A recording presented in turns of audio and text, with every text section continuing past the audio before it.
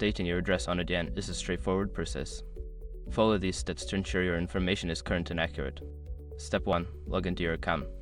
Access the Adyen platform by entering your login credentials. Make sure you are using the correct account associated with your payment processing. Step 2. Navigate to Account Settings. Once logged in, locate the Account Settings section. This is typically found in the main menu or under your profile icon. Step 3. Select Address Information. In the account settings, look for the option related to your personal or business information. Click on the section that allows you to edit your address details. Step 4. Update your address. Enter your new address information in the provided fields. Double-check for any typos or errors to ensure the accuracy of your new address.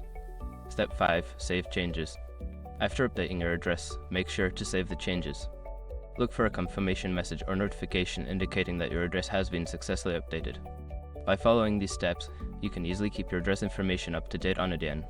Regular updates help ensure smooth transactions and communication.